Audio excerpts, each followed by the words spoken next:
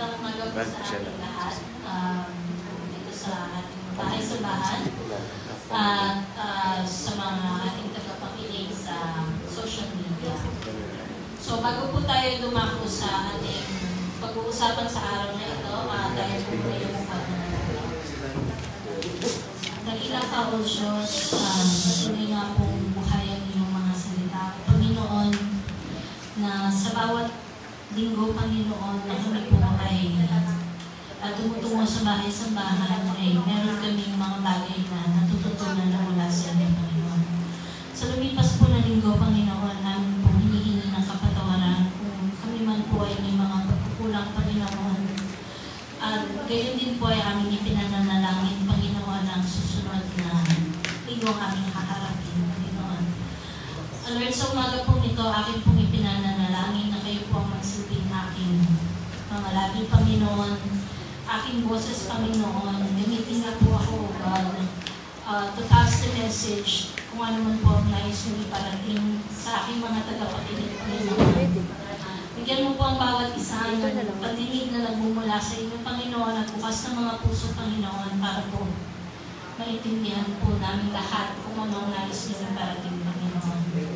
Panginoon, sa gawain pong ito, patuloy niyo kaming gabayan, Panginoon, hanggang matapos po ang pananambahan, Panginoon. Kayo po ay umupo sa aming kalagitnaan, Panginoon, at ipuin mo po ang bawat isa sa amin.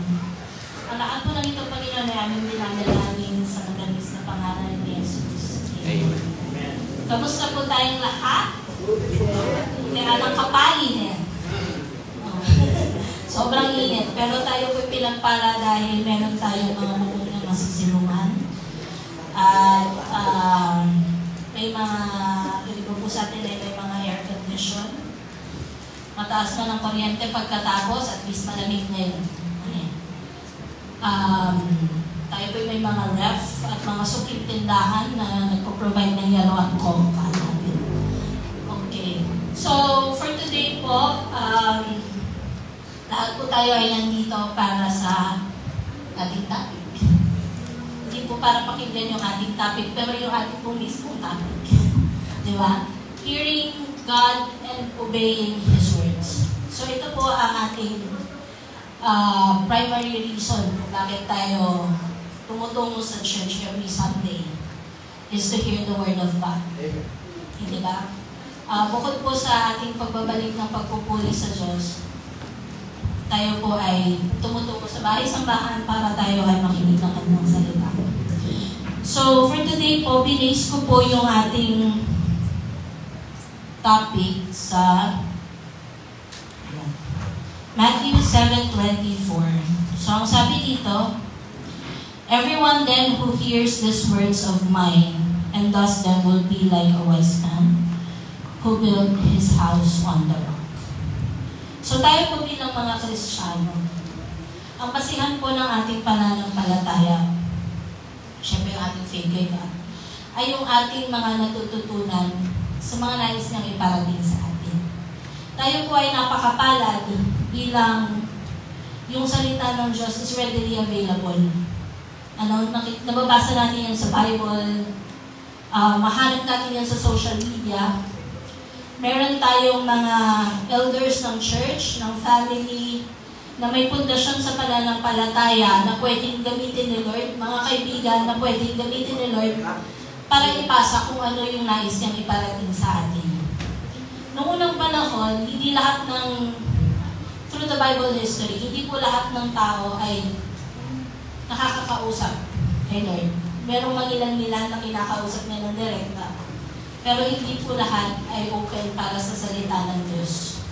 At umabot po sa punto ng buhay nila na sila pa po ay napapersecute dahil lang gusto nilang makinig ng salita ng Diyos. Napakahirap, hindi po ba?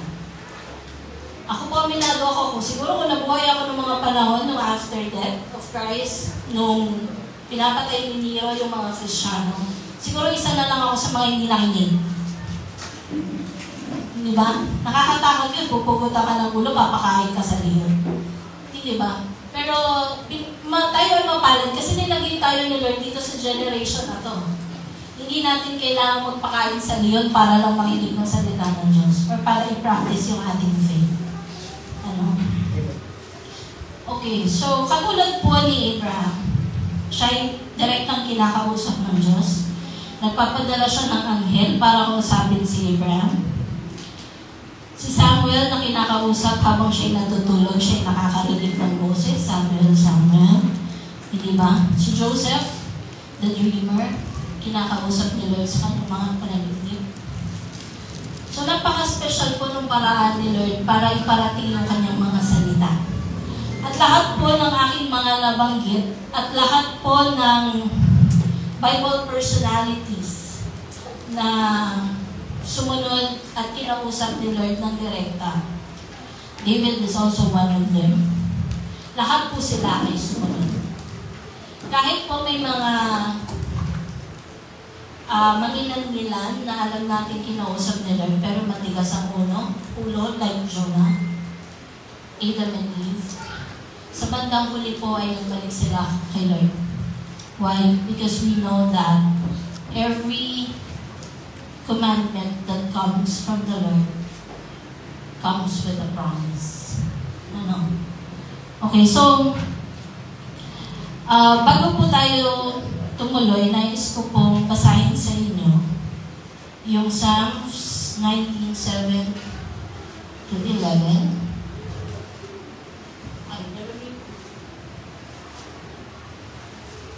Ito muna pala, sorry. Skip.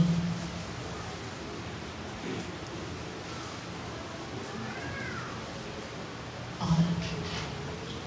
Alright, so let me read po. Can you read for me, please? Ito.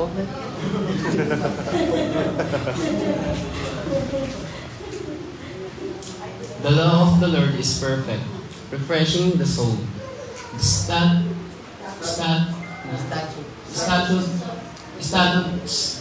of the Lord are trustworthy, making wise the simple.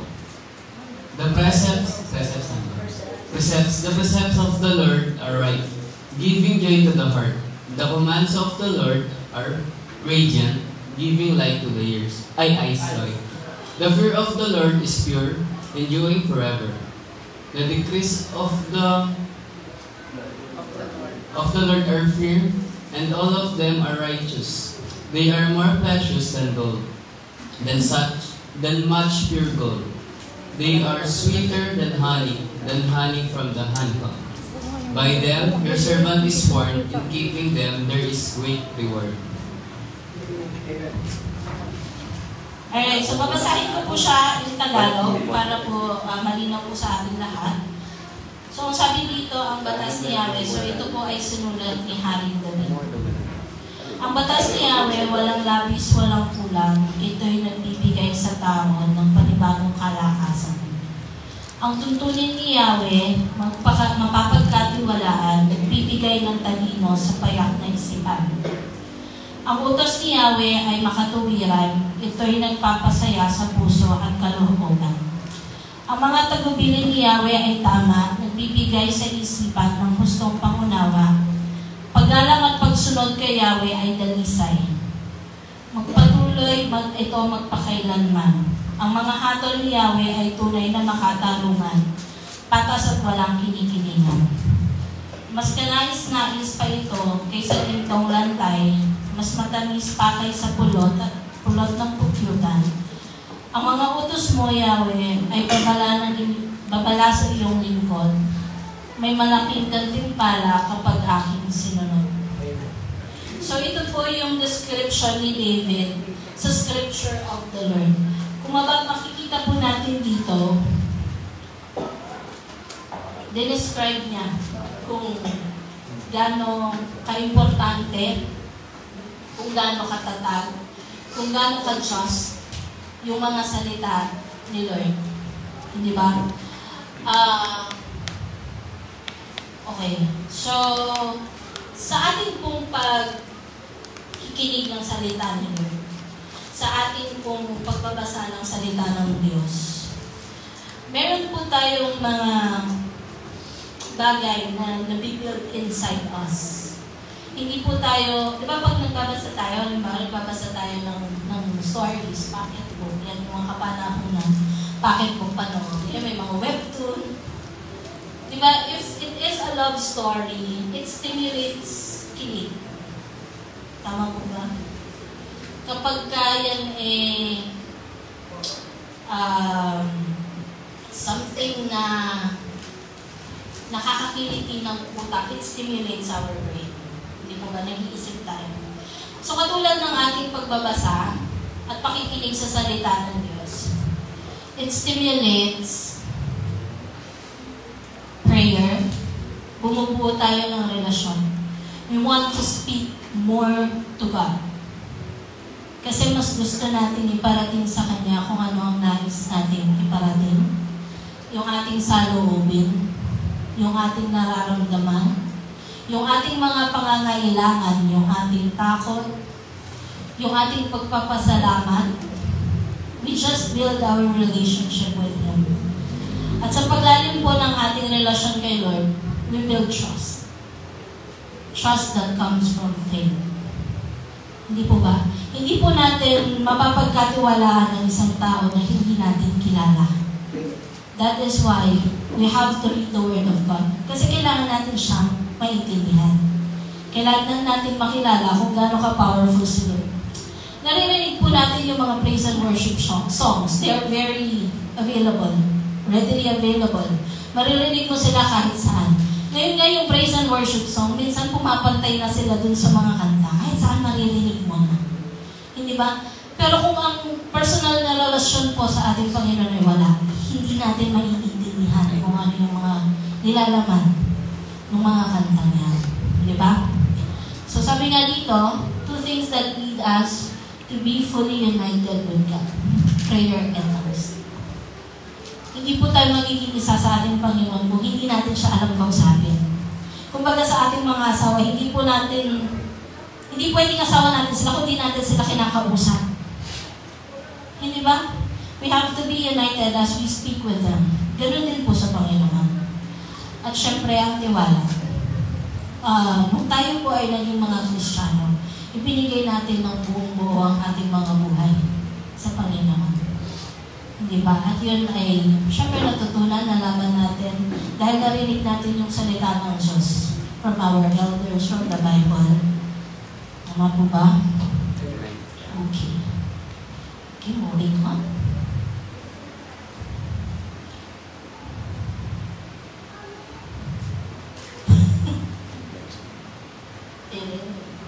Okay. So, babalik po tayo dito. So, based po from this,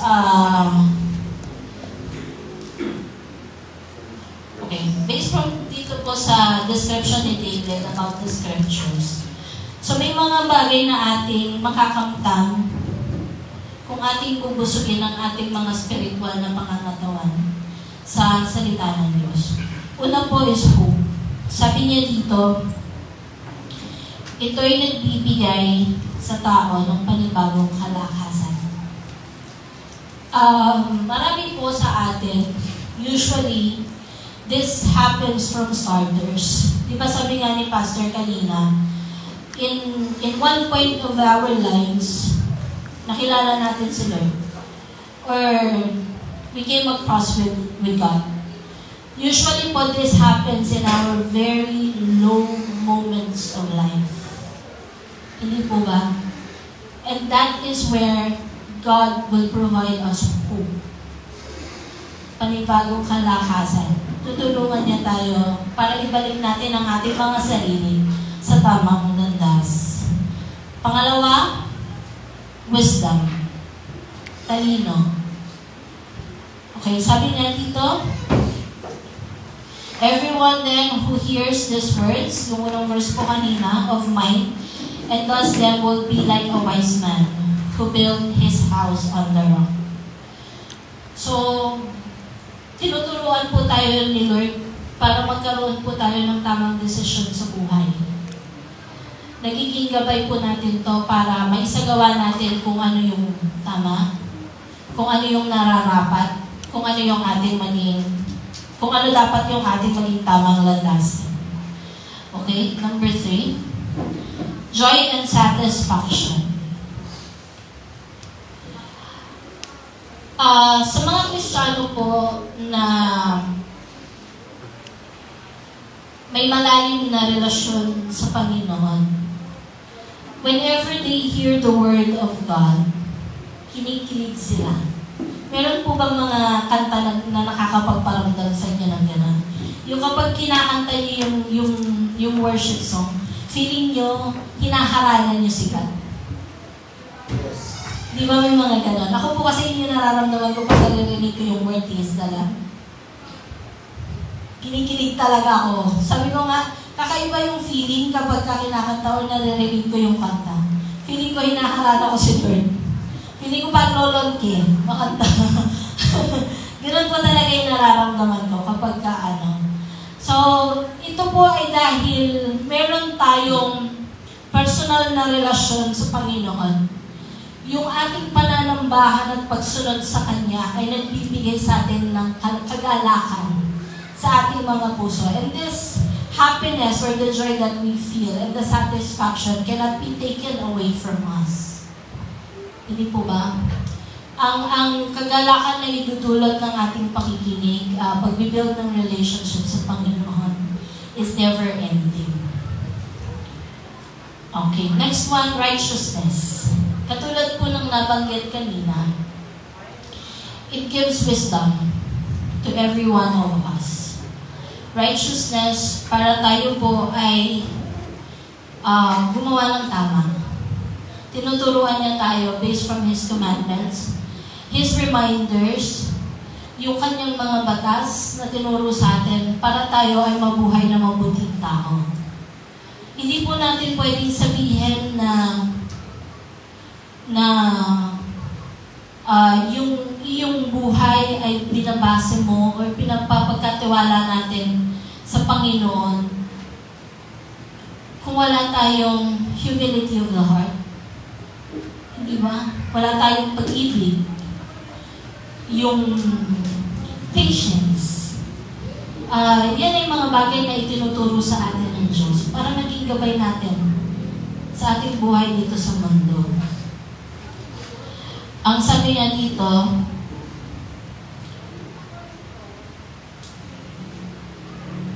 ang mga tagubilin ni Yahweh ay tama, nagbibigay sa isipan ng hustong pangunawa.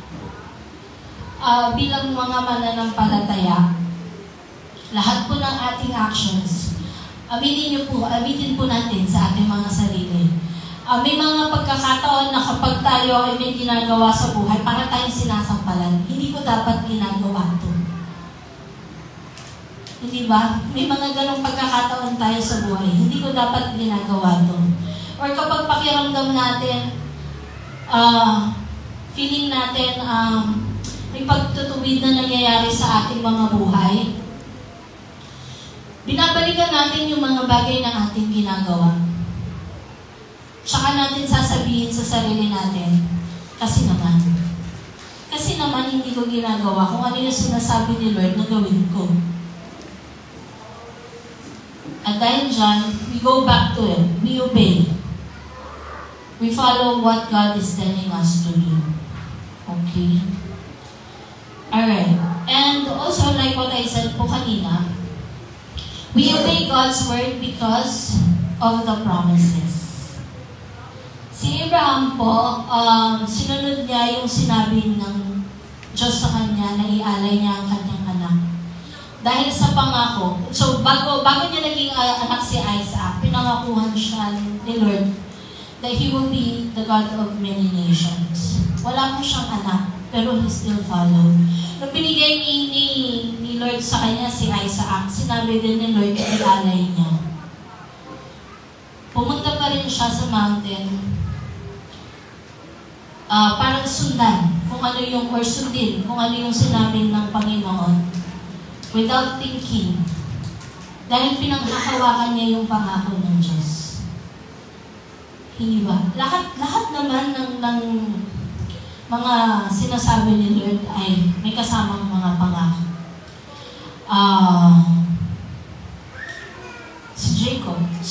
si Jacob and he became the father of the 12 tribes of Israel. Di ba? Everyone that follows will receive a great reward. Si Matthew po, when God was preaching, nangingisda si Matthew at ang kanyang mga kasama. Magdamag sila sa laot pero wala silang nakuhang isda.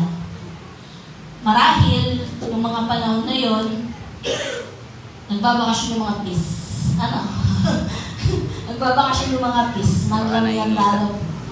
So, yung mga fish ay wala doon sa kung saan sila nangingisda. So, nung bumalik sila sa Pampang, sa shore po, hindi po sa palengke, sa Pampang, wala po silang dala. Pero nung nakita nila si Jesus, ang sabi ni Jesus, bumalik kayo sa laot at mangisda. Hindi po siya nagdalawang isip. Kahit alam nila na wala silang nakuhang mga fish prior to kinausap sila ni Jesus, bumalik sila sa laot. At tama nga, yung kanilang mga lambat ay napuno, na halos lumubog ang kanilang mga bangka.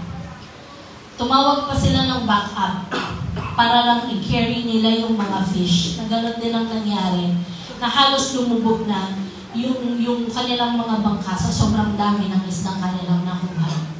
So yun po ay napakasimpleng mga, yun po ay isa sa napakasimpleng mga utos ni Lord na ginawa. And Matthew did that because of his act of faith. So katulad po nila at katulad po nating lahat, yung ating pagpunta sa pananambahan, sa bahay-sambahan, yung ating offering, yung ating pagiging mabuting tao, lahat po na yan hindi dahil gusto lang natin. We do it out of faith. Hindi po tayo uupo dito at makikinig, gigising ng maaga kada linggo, magtatabi ng amount para ilagay doon sa basket ng offering kung wala tayong pananampalataya. Nananampalataya tayo na lahat ng ating ginagawa ay ibabalik ni Lord. Tama po ba? Diba? Alita naman gawin itong lingaran mo. Dahil sinabi ko, no. We are doing it because we trust the Lord. So, hindi po natin kailangan ialay yung ating mga anak. Hindi po natin kailangan pumunta sa gera. Hindi po natin kailangan mangisda. Hindi po natin kailangan tumalon sa lion's den para lang po mapatunayan natin kung gaano ka-faithful si Lord sa kanyang mga utos.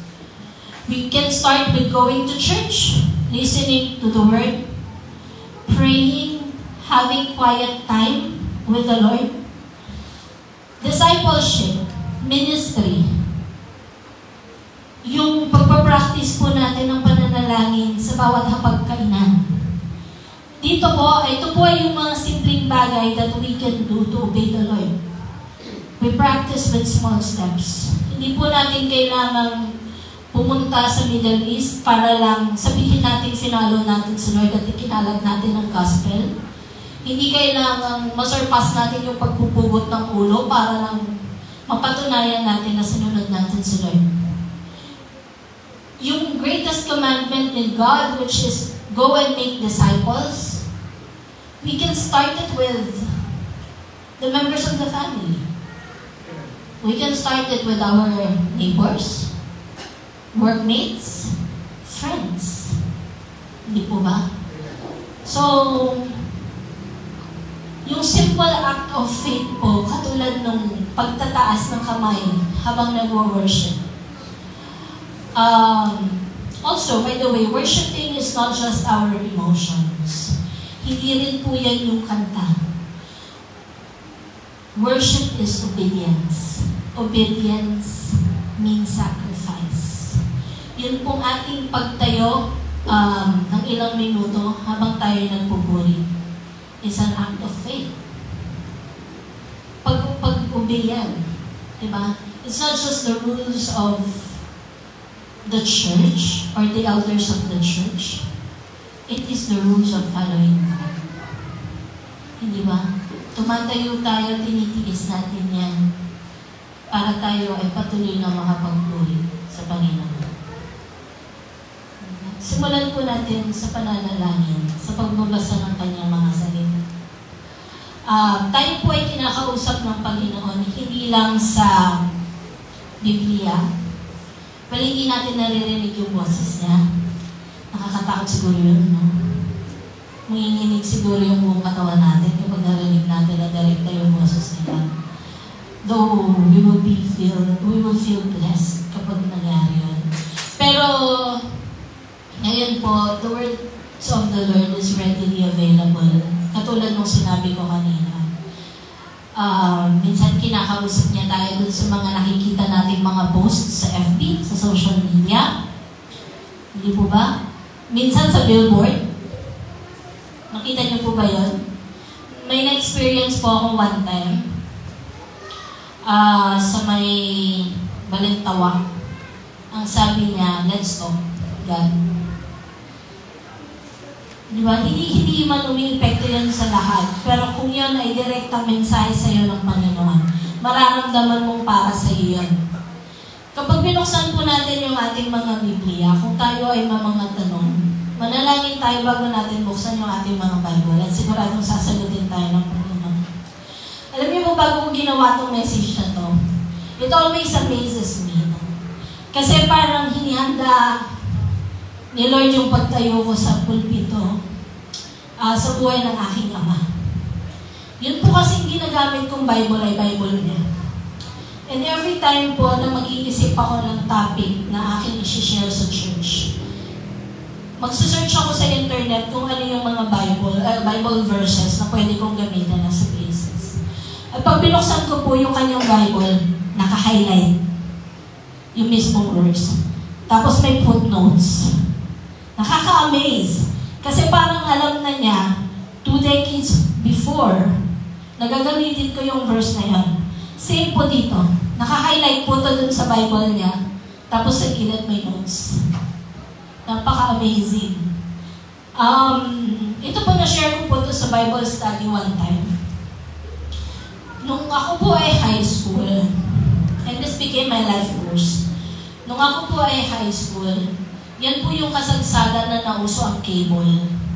Siyempre po may cable, may Discovery Channel, may History Channel, may National Geographic, Tapos, nakikiliti yung aking utak kung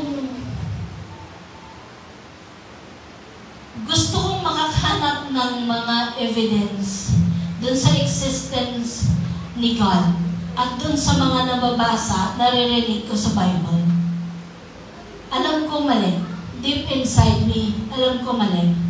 So, nanalangin po ako.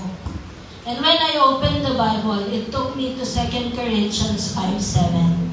And it says, "For we live by faith and not by sight." So, from that day on po, that became my life verse. And it is so amazing that as science and archaeology advances, nakikita po natin ngayon ng mga evidence ng nakasulat sa Bible. Pati yung mga prophecy nangyayari na. Ganun po ka-powerful ang salita ng Diyos. So, para sa atin bilang mga mananampalataya, wala po tayong kailangan gawin kung hindi magsumunod. And our greatest reward is to be with Him. And the success that we can call is when we see God face to face. Okay po, so tayo po'y manalangin. Dakila ka, Ama.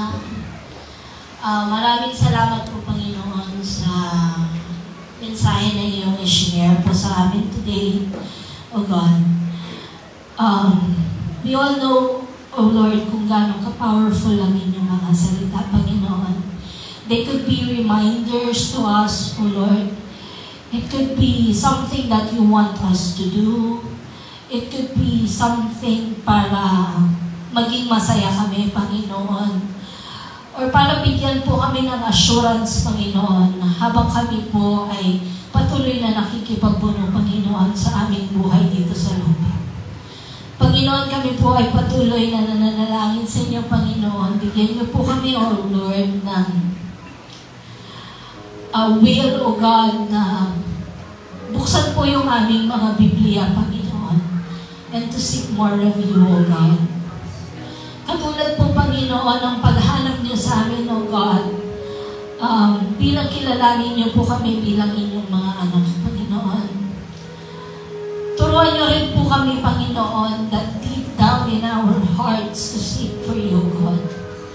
Panginoon, patuloy niyo po kaming gabayan, kausapin. Patuloy niyo po kaming i-bless ng inyong mga salita, Panginoon. Gawin mo pong safe ang bawat isa, Panginoon. May kakayahan, Panginoon, para po kami ay makapunta sa pananambahan isang beses sa isang linggo, Panginoon. Kung inyo pong mamarapatin, dagdagan niyo po yung mga araw, Panginoon, that we can spend time with you more, Lord God.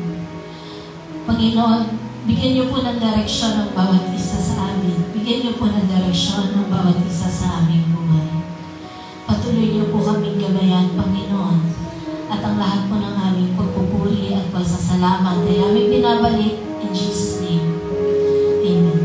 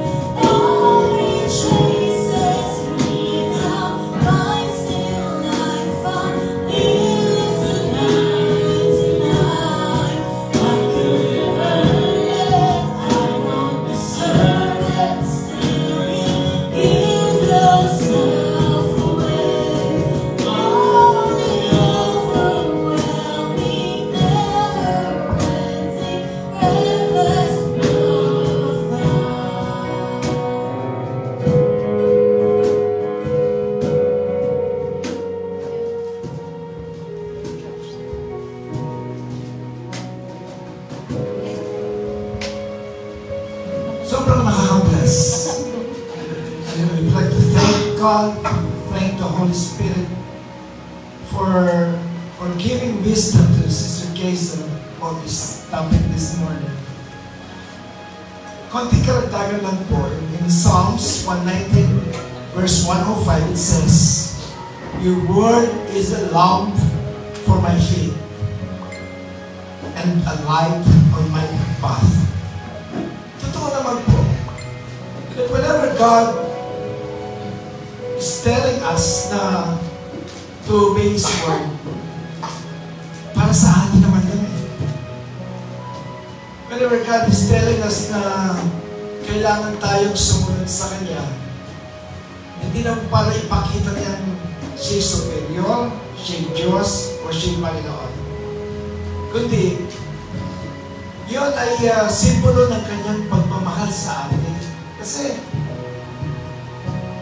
if you will just think of this, God sees the bigger picture.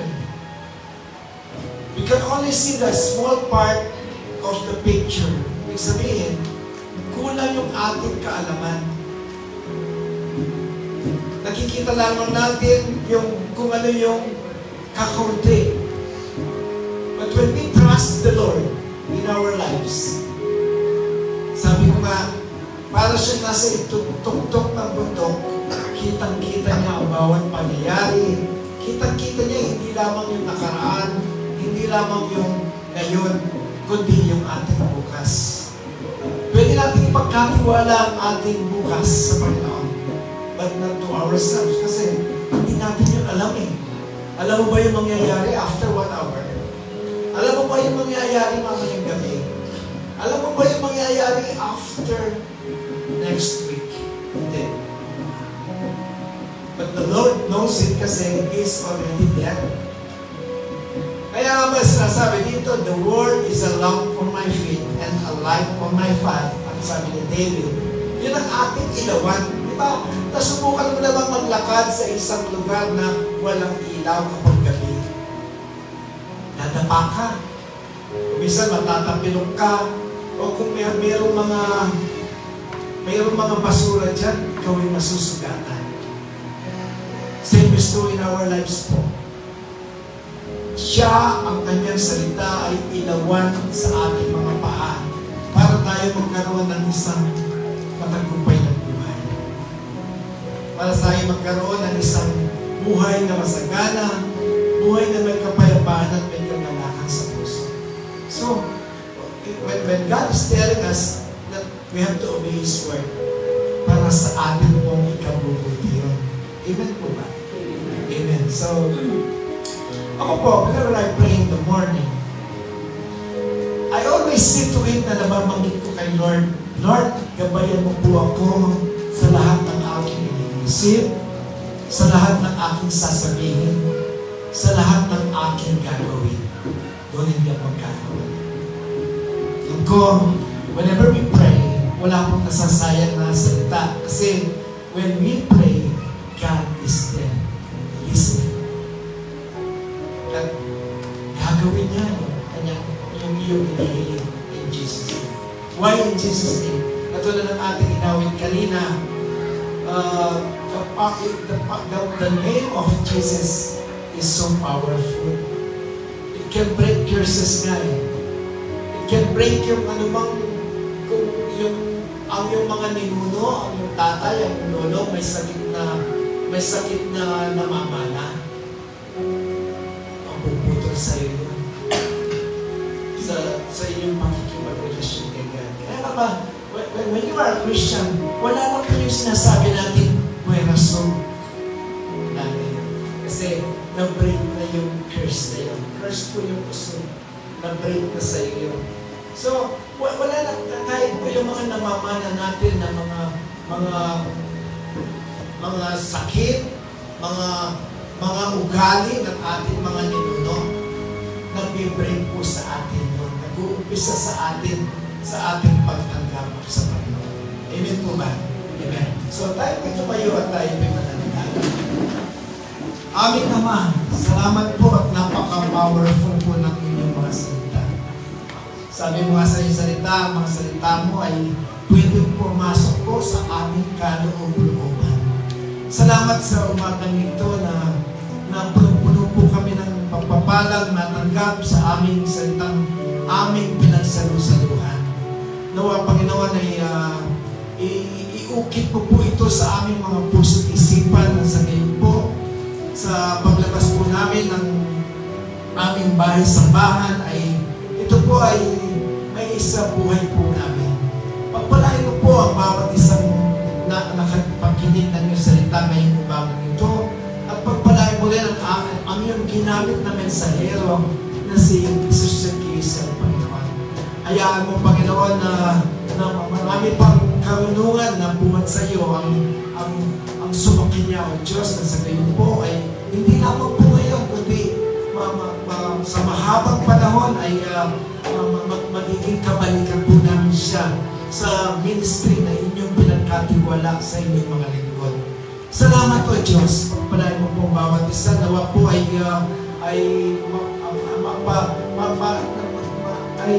nasa isipan po namin parati na kami po ay ang kumakatawan sa inyo bilang inyong iglesia, kumakatawan bilang mga witness, bilang mga witness ng inyong kabutihan doon sa amin. Nagpapasalamat po kami at hindi lamang po ikaw ay may isang makapangyarihan Diyos, kundi isang maibiging Diyos, mapagmahal na Diyos sa inyong mga anak. Maraming salamat po sa inyong biyaya na hindi mo kami karapat-dapat ay tumatanggap po kami nito sa araw-araw ng aming buhay. Salamat po sa inyong kahabagan na bago tuwing umaga. Salamat sa inyong pag-ibig na hindi pwedeng ipantay kanino man. Salamat po, Panginoon, at sa inyong provision, sa inyong comfort sa aming lahat. Panginoon, muli, Panginoon, sa aming pansamantalang pag-iwahiwalay, Lord, pagpalain mo, patuloy ang inyong mga anak. Kaloob niyo po ang nasa ng kanilang mga puso at busugin mo sila ng inyong pagmamahal, Panginoon, sa araw-araw. Nawa, Panginoon, ay makasama po namin ang iyong banal na presensya sa bawat saglit ng aming araw sa araw-araw. Ngunit, Panginoon, sa iyo po ang papuri, kapasalamatan at kalulatian sa matamis na pangalan ng aming Panginoong Hesus at lahat po ay magsabi ng Amen. Amen.